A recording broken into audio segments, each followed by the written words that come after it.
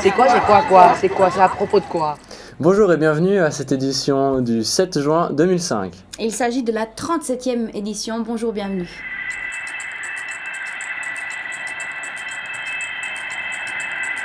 Oula, j'ai l'impression que le quoi du jour sera maritime. Dis-moi, Roberto, que s'est-il passé un 7 juin? Eh bien, c'était un 7 juin 1914, le cargo américain Alliance est le premier à traverser le canal de Panama, c'est-à-dire de passer de l'océan Atlantique à l'océan Pacifique. D'accord, c'est un canal absolument impressionnant puisqu'il est long de 80 km. Il est large, ça dépend, entre 90 et 300 mètres et il a une profondeur de 12 mètres. Les travaux de construction, pour vous dire l'ampleur de ce chantier, ont duré plus de 30 ans. Et en 1905, après la banqueroute française, les Américains ont racheté les droits de construction. Ce n'est qu'en décembre 1999 que le canal sera rétrocédé à la République de Panama par les États-Unis. Ça va le mal de mer là? Ça va, ça tombe. Un peu dur, hein? Effectivement.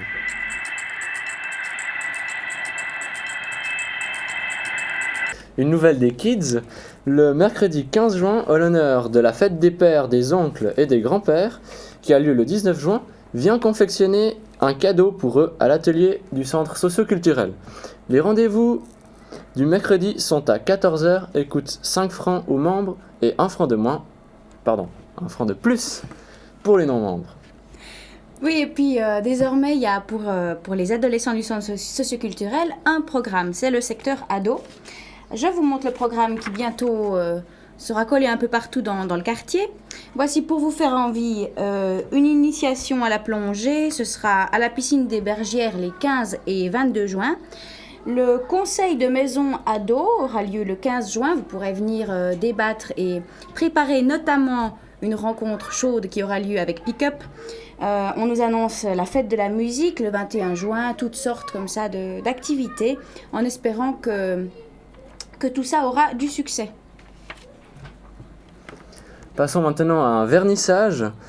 Madame est tombée, une histoire écrite par les élèves de l'école de la Bourdonnette. Le livre sera verni le samedi 18 juin de 10h à 12h à l'école de la Bourdonnette. Soyez nombreux donc à venir et découvrir le travail de vos auteurs en herbe. C'est ici que se trouve la petite affiche « Ma dent est tombée ». Voilà. Et puis, toute autre chose maintenant. Clés retrouvées, clés perdues, clés retrouvées. À qui appartiennent-elles? Mystère. Si vous les reconnaissez, elles sont à vous. Elles sont ici, au studio TV Bourdonnette. Qui dit clé dit également voiture. En effet, ici, un autre objet trouvé donc à l'entrée du 207-209, un petit camion pour enfants doté d'une poignée. Vous pouvez venir le récupérer à TV Bourdonnette pour celui qui l'aurait perdu. Ça s'est passé mardi, vous en avez été les auteurs. Dans plusieurs quartiers de la ville et même de l'Europe, vous l'aurez certainement deviné, c'était Immeuble en fête. Voici quelques extraits d'un reportage qui sera diffusé, non pas cette semaine, mais la suivante. Un extrait. 1, 2,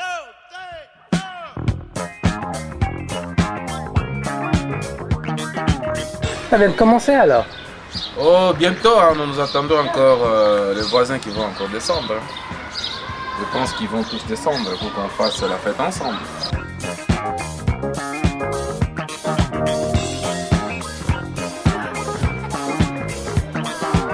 Il y a quand même bien des personnes qui ont fait le geste de venir se rencontrer. Mais je pense que ce qui serait mieux, c'est que pour quelques familles où les enfants sont venus beaucoup, et les parents ne sont pas venus. Peut-être que la deuxième, les enfants diront, mais il faut venir.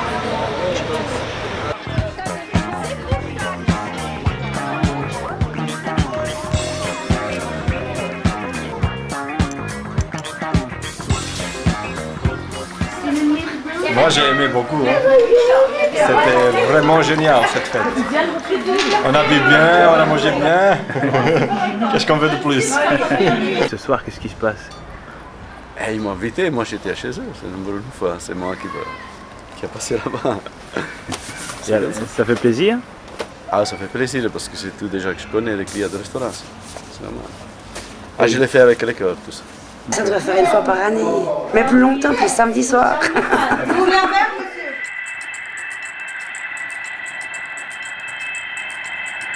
Une rubrique proposée par Corinne.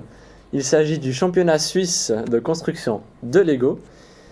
Sur le thème « Sur le chantier », ta création ne devra donc pas dépasser 20 cm de hauteur, 20 cm de largeur et 30 cm de longueur.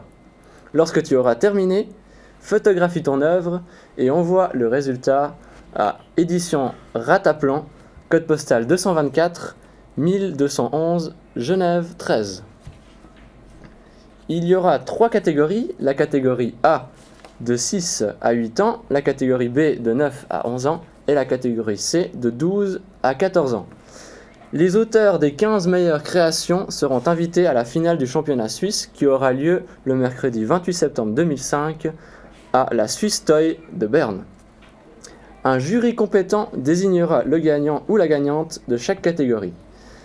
Ces 3 vainqueurs seront invités avec leur famille au grand parc d'attractions Legoland de Günzburg en Allemagne. Le délai pour les envois est le 30 juillet 2005. Moi, je suis frustrée parce que j'entre plus dans les catégories d'âge, mais franchement, ça fait envie. Vraiment dommage, Pascal.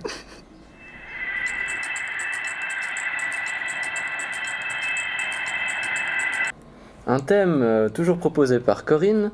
Il s'agit donc cette fois de puériculture, un sujet qui touche les jeunes mamans et les jeunes papas.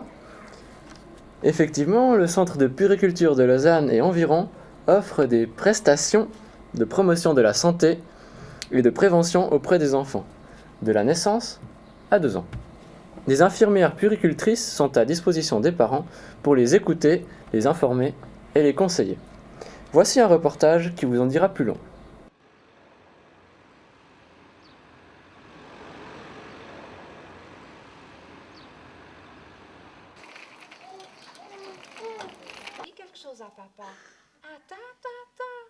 Je suis l'infirmière du centre de puériculture et je suis à la consultation de Malais Montelli.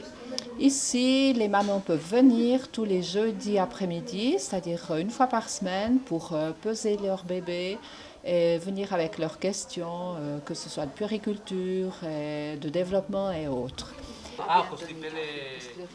Ah oui, ah non, non, ah, oui, c'est vrai, c'est vrai. Non, non, non. Non, il va bien. C'est la ville de Lausanne qui m'a envoyé une lettre pour inviter à venir ici pour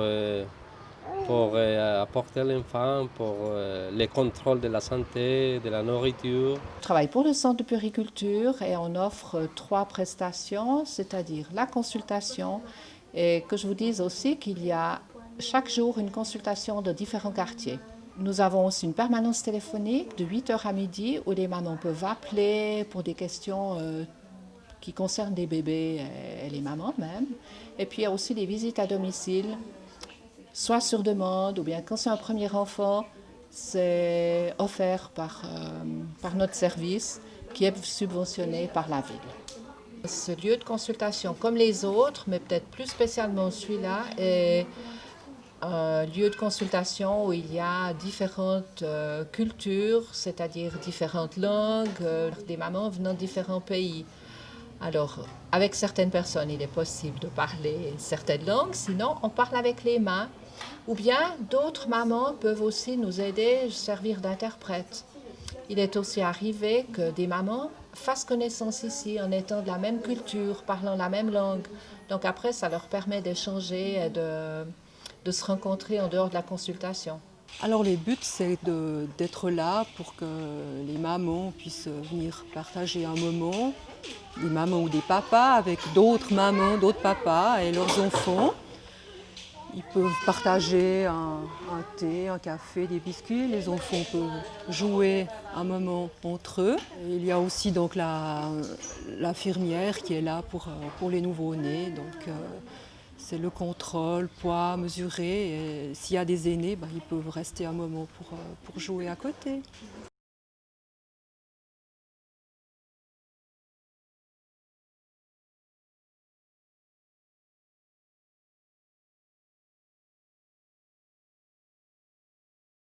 Les consultations pour nourrissons sont ouvertes à tous et sans rendez-vous au centre de quartier Mallet-Montelly, chemin de Martinet 28, le jeudi de 14h à 16h.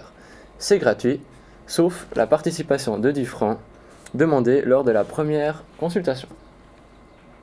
Et puis dans un tout autre registre cette fois-ci, le 18 juin, c'est, vous le savez, la fête des balcons fleuris, mais c'est aussi la journée des réfugiés.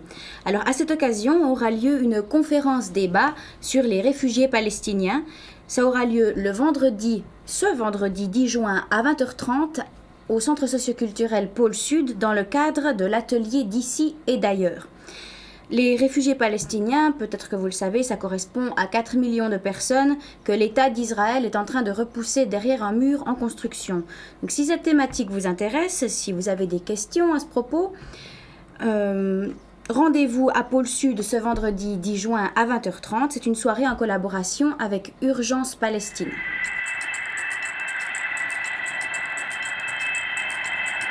Nous avons le plaisir d'avoir un invité sur le plateau aujourd'hui, c'est Jacques Muller-Thaler. Bonjour. Bonjour. Vous êtes venu pour nous parler de la Cinémathèque puisque vous êtes l'assistant à la direction. C'est ça.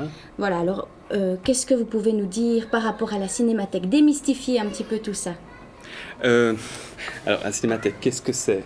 Effectivement, c'est peut-être un endroit mystérieux pour certains. Ça n'est autre qu'un musée du cinéma, en fait, qui, comme tous les musées, a des collections importantes qu'il tâche de montrer au public le plus souvent possible, soit 3 projections par jour, en fait, tous les jours de l'année, de films qui figurent dans ces collections, essentiellement, qui sont des films en fait qui sont arrivés en bout de course. Comment s'est constituée la collection de la Cinémathèque?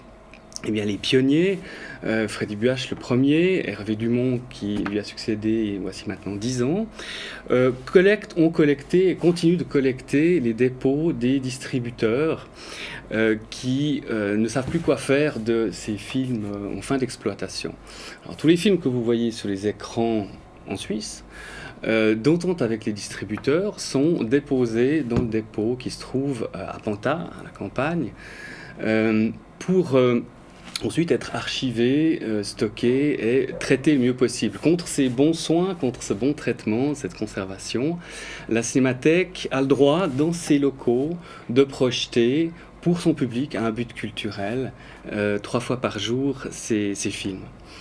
Alors, effectivement, la partie visible, la plus visible, on pourra parler du reste peut-être après, mais la partie la plus visible de la Cinémathèque, elle se trouve à Montbenon, à 4 arrêts de métro d'ici, de la Bourdonnette, où on peut voir des films anciens certainement, mais récents aussi, puisqu'en fait, dès que l'exploitation est terminée, on a le droit de les projeter dans nos locaux.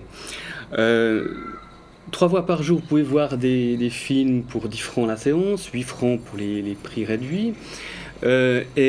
Chaque 2 mois, en fait, la Cinémathèque édite un programme qui est disponible gratuitement dans tous les lieux culturels, théâtre, cinéma aussi, cinéma commerciaux aussi. D'accord, donc ce mois-ci, qu'est-ce que vous proposez?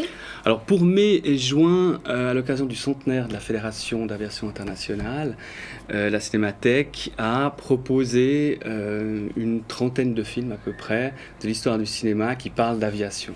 Ça, c'est un peu le gros morceau. À côté de ça, la Cinémathèque propose des films, des rétrospectives autour d'un réalisateur, donc c'est soit thématique, par exemple l'aviation, soit autour d'un réalisateur, comme en l'occurrence Sidney Pollack, du genre On achève bien les chevaux, par exemple, si vous connaissez sûrement ce film très connu. À côté de ça, des films de Ottavio Celiani, un réalisateur géorgien d'origine.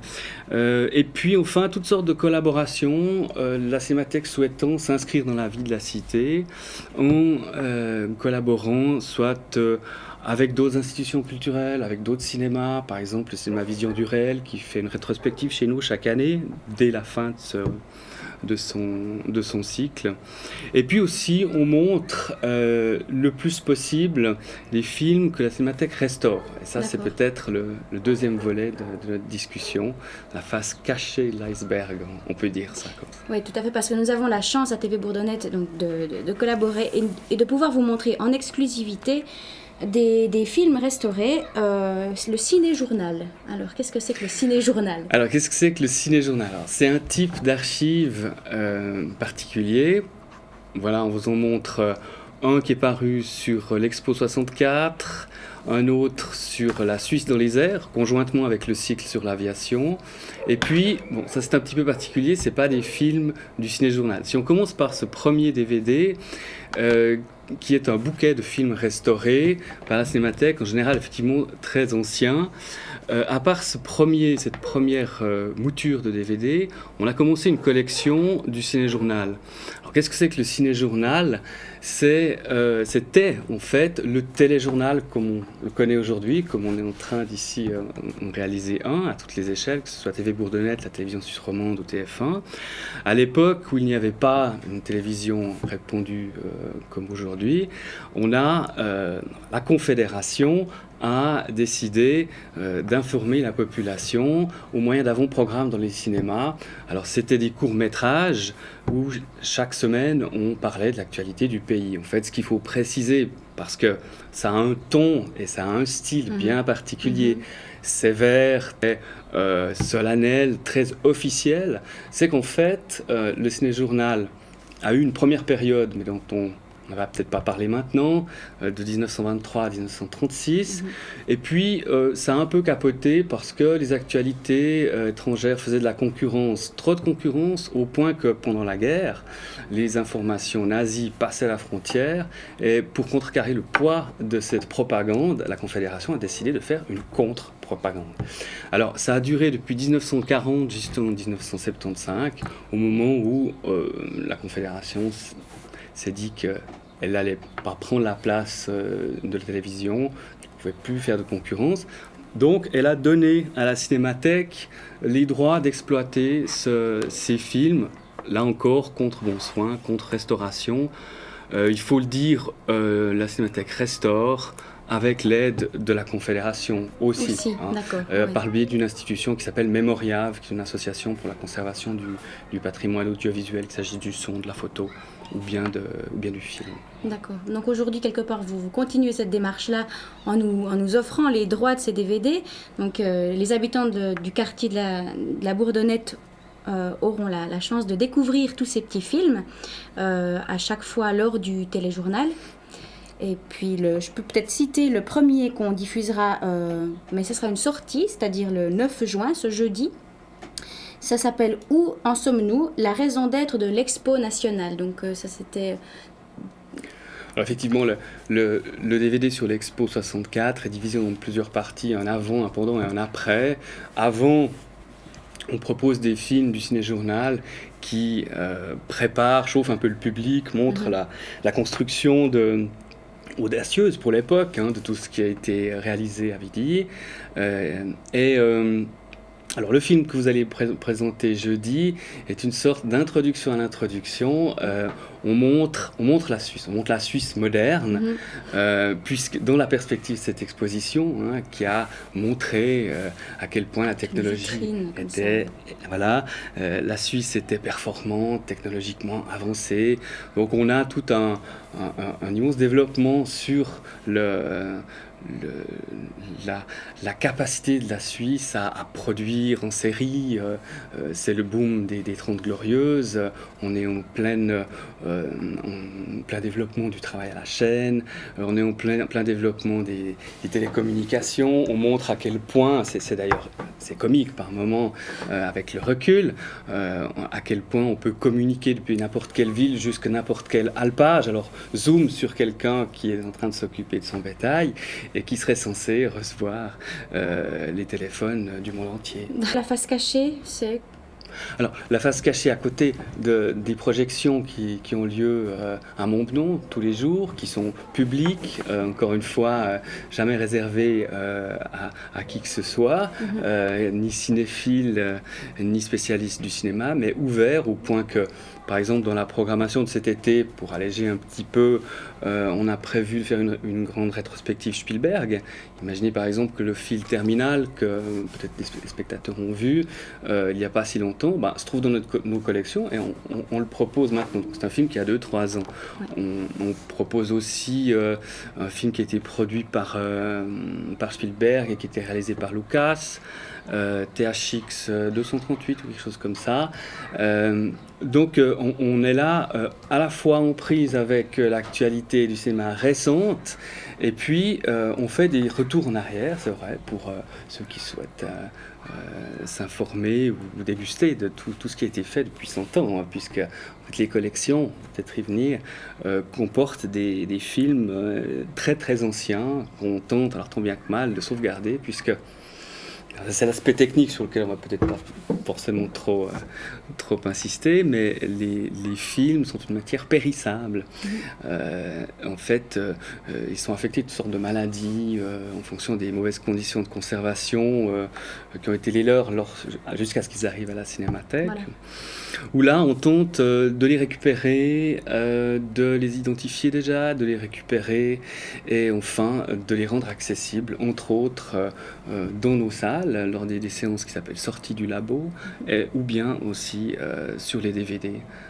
Puisque 2 DVD sont encore à paraître, un sur des films agricoles des années 20 et des années 40 en fin d'année, et puis un 3e volume du Ciné-Journal qui sera consacré cette fois à la Suisse pendant les années de guerre 39-45, qui sera un double DVD en principe. D'accord, donc ça c'est les DVD qui sont disponibles à la Cinémathèque suisse. Oui, alors effectivement ils sont disponibles à la caisse, ils sont aussi disponibles dans les commerces, dans la mesure où ils sont encore d'actualité, puisque tout ça va très vite, y compris pour les images d'archives. Donc vous trouvez encore celui qui parle la Suisse dans les airs dans le commerce actuellement.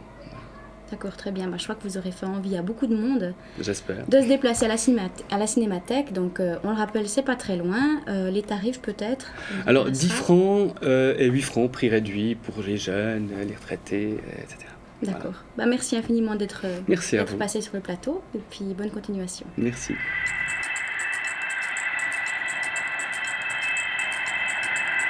Le compte à rebours égrène ses jours. Où en est l'état des compteurs en ce mardi 7 juin? Vous avez encore 11 jours pour vous inscrire au concours des balcons fleuris. Que le plus beau gagne.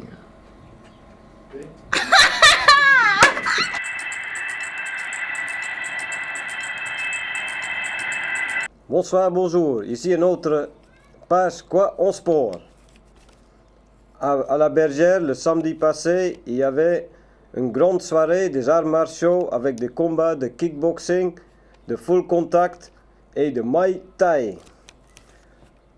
Le combat de Julien Cagnebat était annulé par forfait de son adversaire. Il y avait quand même Alfredo Casaccio qui a quand même combattu contre Afrim de Sangal en kickboxing professionnel et puis il a gagné largement par points. Aussi, il y avait un invité d'honneur de Thaïlande qui est en vacances en Suisse, qui a aussi fait une fameuse démonstration avec quelqu'un du National Sporting Club.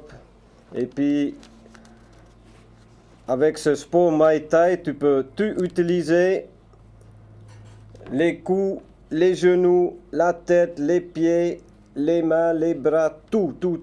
C'est un sport hyper violent et puis ça fait partie du quotidien des Thaïlandais. Et puis voici quelques extraits. Comme je vous l'ai dit, le combat de Julien qui était prévu a dû être annulé, mais pour vous remercier d'être venus si nombreux, il a accepté de faire une démonstration. Face à lui, José Giraldez, du National Sporting Club.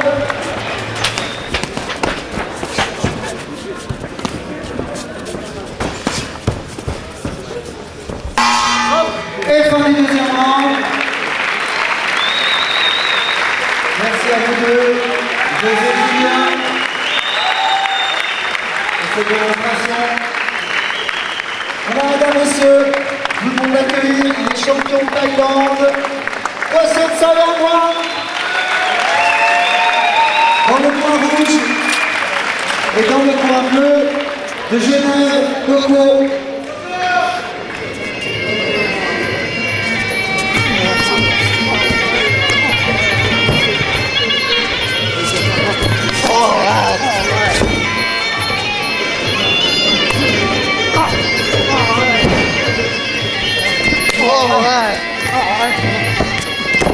Messieurs, je vous demande d'accueillir Monsieur Zijad Rizanovic de Saint-Gall pour ce combat professionnel de kickboxing qui se déroulera en 5 fois 2 minutes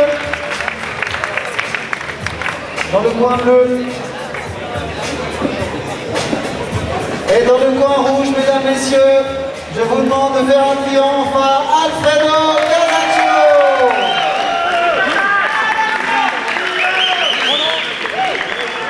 Bien la garde. Allez, Casaccio. À distance, hein. Allez, lâche-toi. Fin du combat. Et déclaré vainqueur du combat, Alfredo Casaccio.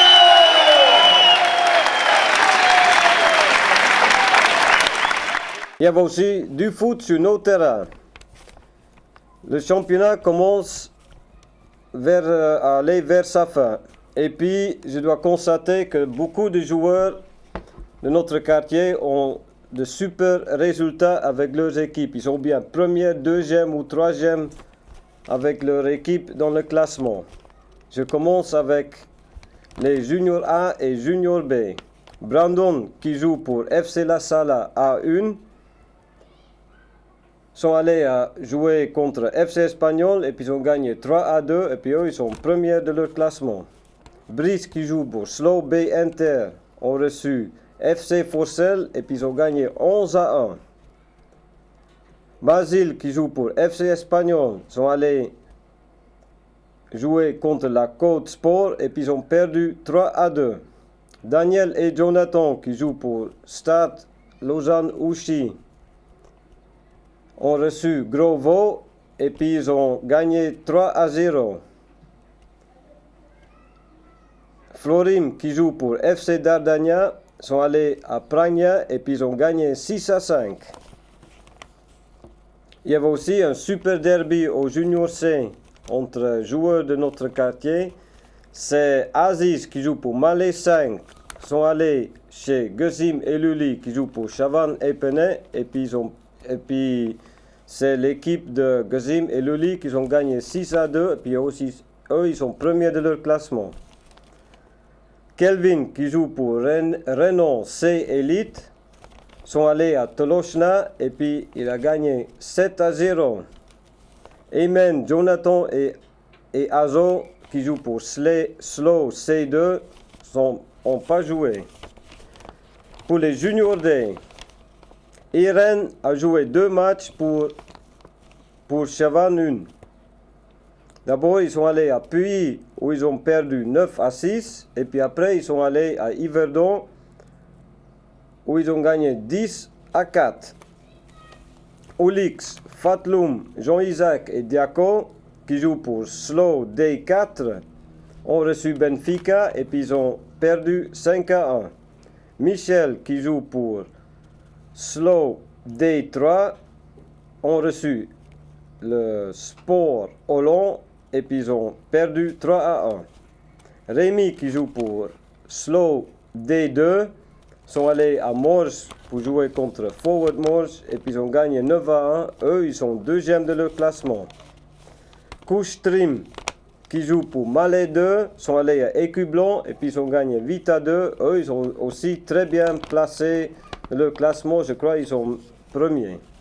Et puis aussi, je cherche encore des joueurs pour compléter l'équipe pour le Tous au Foot 2005 Stop Racisme le 24 septembre 2005 pour le tournoi mixte à 6 contre le racisme, l'intolérance et l'exclusion. Je cherche encore des joueurs pour inscrire une équipe de la Bourdonnette. Merci pour votre attention et puis à la semaine prochaine pour notre page Quoi en sport.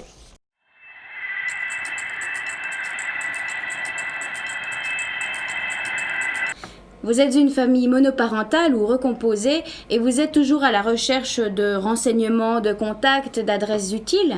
Alors l'association de familles monoparentales et recomposées, l'AFMR, édite un bulletin trimestriel qui s'appelle l'éphémère. On en a déjà parlé dans le téléjournal Quoi.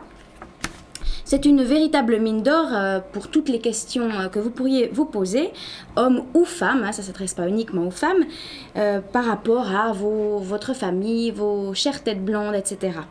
Donc des adresses du style babysitting, accompagnement pour écrire à l'administration, toutes sortes d'animations, assistance sociale avec une permanence téléphonique, etc., etc. Si vous désirez plus d'informations, ce bulletin, l'éphémère, est à disposition dans les locaux de TV Bourdonnette. Donc vous pouvez venir le feuilleter ici. Un bref retour sur l'atelier du 4 juin, l'atelier du samedi donc. 5 personnes de 12 à 50 ans ont débattu autour du thème de l'éducation. Voici quelques extraits. Ici, on ne parle pas d'éducation, on parle d'instruction publique. Mais on ne parle pas d'éducation. Voilà, on parle d'instruction publique. Hein? Et l'école devrait être normalement le vrai lieu de socialisation. Moi je dis ça, quand j'étais jeune, tous les matins on avait 30 minutes de morale. 30 minutes de morale. Hein? La morale, instruction civique et tout cela. Hein? Pour apprendre. Actuellement, ça ne se fait plus. Mais il faut combiner les deux. On dit après les parents, il faut combiner l'éducation, après les parents, c'est l'école. Mais c'était normal ça. Normal. C'était normal. Et on peut même dire, par exemple, si je prends le cas de la France, c'était l'école. C'était l'école qui formait les Français pour qu'ils soient des vrais républicains. Oui, des vrais Français. Des vrais Français, des vrais républicains. Alors, mais à l'époque, on disait ministère de l'Éducation nationale. C'était ça, éducation nationale. C'est la différence. Maintenant, quand on dit ministère de l'éducation, de l'instruction publique, c'est autre chose. C'est-à-dire l'enseignant, il a un seul métier, il a un seul devoir, c'est d'inculquer des notions, du savoir aux élèves, mais il n'a pas à s'occuper de leur instruction, de leur éducation. Mais ça passe quand même. Mais l'enseignant, il doit quand même mettre sa touche d'éducation. Il va l'éduquer, ça va éduquer automatiquement. Je suis d'accord avec toi, mais l'enseignant ne peut plus le faire. Le prochain atelier du samedi aura lieu le 2 juillet avec un thème proposé par un habitant, l'apparence.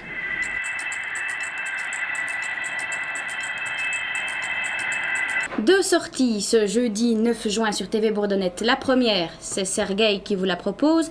Il s'agit d'un film de la série La baie de tous les saints. Il va vous donner un truc pour vous éviter de bâiller et de vous ennuyer lors des conférences et autres discours. Un extrait.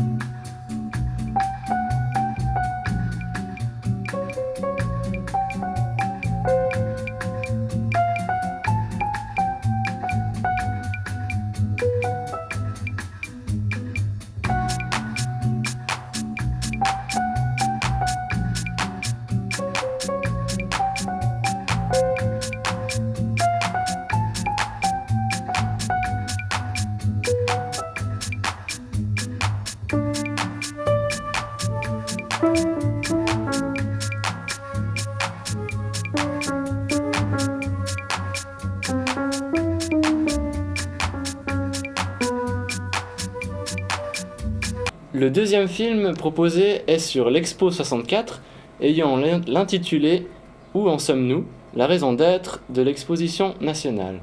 En voici quelques extraits. Le monde est en pleine évolution. Nous subsisterons si notre esprit d'initiative reste toujours en éveil et si nous savons faire constamment notre examen de conscience en toute franchise. En pleine évolution. Comment cela se manifeste-t-il? Où en sommes-nous? Répondre à cette question et dresser le bilan exact de nos possibilités, telle sera la tâche de l'exposition nationale de 1964 à Lausanne.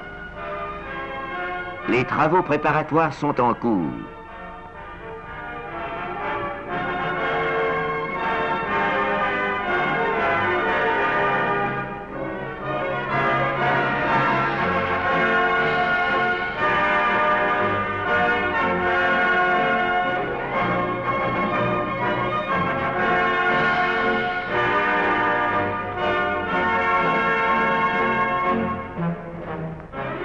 L'aire de l'exposition comprend deux parties, la vallée du Flon et la plaine de Vidi.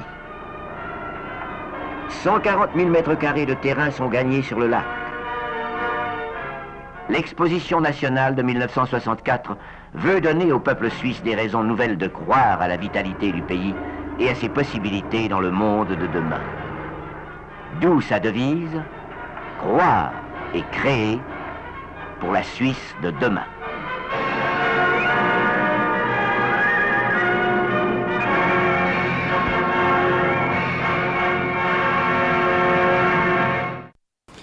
Merci de nous avoir suivis. Merci. C'était la 37e édition du téléjournal Quoi? On vous dit donc rendez-vous à la semaine prochaine. C'est-à-dire à la 38e. Effectivement, une de plus. Au revoir. Au revoir Roberto. Ciao.